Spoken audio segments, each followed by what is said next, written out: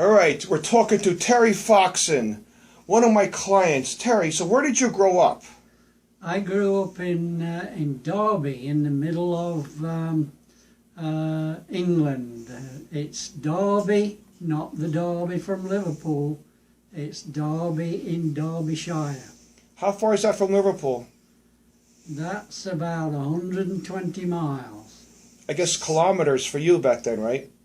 How many kilometers? No, it was miles. Oh, okay. It's Sorry. 120 miles south of Liverpool. Okay. How did you find out about the Beatles? And how old were you when you found out? I was maybe 15 or so. They were all the rage at that time, and that's why everybody had to migrate to the Cavern to watch them. How old were the? What year was this when you were 15? Oh dear. Born in 39, so 64. Yeah. Okay, that's when they almost came to the United States. 54. Well, 54. 1954, yeah. So you first heard about him in 1954? I think that's you're a little off. Probably 64 or 58, 59. I would have been, as I say, 25-ish. Okay, so 25, that makes sense then. 64. Okay. When did you, as a person living near Liverpool, when did you realize the Beatles just had it? How did you know that? Because everybody went to see them. Everybody was going to Liverpool, really. Not just to see the football team, the soccer team, but Merseyside was the place to be. Did you go to their concerts? I know they had concerts during lunchtime and at night. Did you go to lunch or dinner time or both? I would have gone to the nighttime shows. That's where all the girls, that's the time the girls used to get in. So which was more important to you to go see, the Beatles or the girls or both? I would say after the first time, both. Wait, how many times did you see them? Oh, I saw the Beatles playing live. Only 6 or 7 times. That's 6 times more than me. I saw Paul live once. Now, who's your favorite Beatle and why? John, of course, was the favourite. He was the most animated, despite Ringo on his drums. John used to know exactly what he was. He was leader. He was definitely the leader of the band. How did you find out that the Beatles dumped Pete for Ringo, and what did you feel about that? Who? Do you know that Beatles, the first drummer was Pete Best? Correct. How did you find out that they dumped him, and how did you feel about that? Oh, I didn't know, honestly. I guess the first thing I knew was that Ringo was the drummer. So he just popped in? Yeah. Did anybody... All of a sudden. Did anybody ask, where's Pete? What's going on with Pete? Because I read that people were really mad when they found out Ringo was there as opposed to Pete.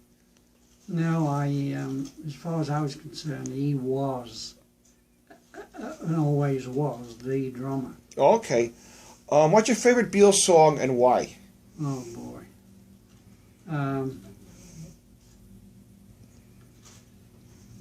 Oh, dear. There's so many.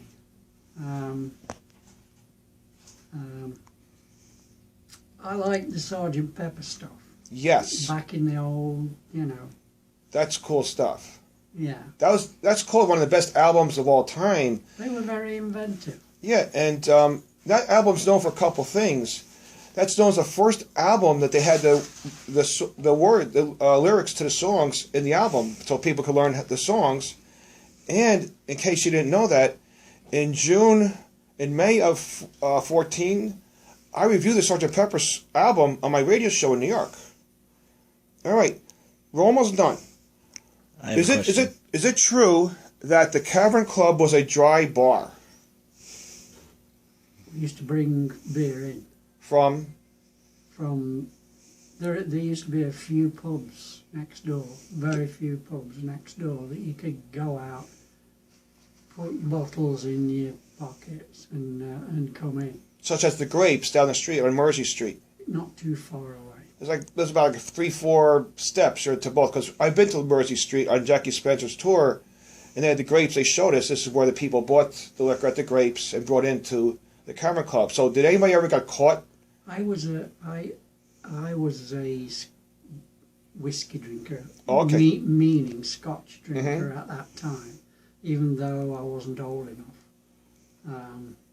I used to drink it, get merry, and maybe that's why I saw the girls' eyes were so blue. You were a little tipsy at the time. So when the Beatles performed at the Cavern Club, what was it like? How were the fans? Were they cheering like crazy, or yeah. what was going on? Like, can you describe it? Because as far as I could remember, there were no chairs. You know, it was crowded, and they were all jumping up and down, dancing. It was just a crazy place. How many people could fit in there? Approximate, couple hundred? Because I've been there, but I can't figure out how many. Barely. Yeah? Because that's where Brian Epstein found them. His record store's on the corner. Right. That's right. That's where he found them. So what did the people wear? They wear, jeans and stuff? They wear suits? How do they dress? Probably jeans, although jeans were not coming in at that time. Because I know that the Beatles at that time wore a lot of their black jackets and pants. They weren't polished till Epstein had them. Well, I had a suit. I used to get my suits from a tailor in Derby, where I live, and Chris knows him. What was his name? Oh, Dennis Murphy. Yeah, Murphy's the tailors. I used to get my suits. Drain pipes. Have you heard of drain pipes? No, I'm not sure what you're talking about. Trousers. Trousers? Very slim pants. Like drain pipes. That's cool. And a draped jacket. Wow. And a draped jacket And used to come round about my hips. Really? That was the vogue at the time. Did the Beatles wear those clothes too? Is that what they're... Yes. Yeah, it sounds like what they were wearing too, the black pants, the black jacket. Huh. Did the Beatles mostly play in one club, or did they travel a lot before they came to New York within the... Oh, yeah, they travelled. After everybody had found them, they travelled around. They travelled around all of England before they even came to the US. And when they came to the US, of course, it was crazy. How did you feel about the Beatles conquering U.S.? Would you rather have just stayed in England? How did you feel about that? Oh no, they expanded everything, other than John's unfortunate demise. What do you think about Yoko? I didn't think much about her. She didn't add anything other than a weird, was it Japanese warble. They took off to live in that building in New York, opposite Central Park. Yes, I was there last summer. Yeah, that was a tragedy, a real tragedy, and I blame it onto her. Whoa. I definitely do. She, and then forever after, she just made money out of whatever he recorded. Yes. Trying to emulate it. All right. Any final notes you want to give us before this is completed? Well, I'm just happy that Ringo's still going. George, unfortunately, not George, Paul McCartney, I think has basically blotted his history, his past, his glorious past, by making that nonsensical album, that all his fans booed him. As it's been out in the papers last couple of days that Ringo, I think, is trying to publicize his new album by saying Paul's really dead for 60 years, 50 years. He's an imposter, Billy Shears from Sgt. Pepper. What do you think about that? I think that's just about spot on. Ringo usually had a word to say, which was funny, humorous, and correct. No, I think he's right. You think it's a fake Paul? No, it's not a fake Paul. Okay, so it's really Paul. He never He died. means he's fake. He means he's useless. Okay, so Ringo's playing around trying to get publicity for his new album, maybe. Probably. Probably. I don't know.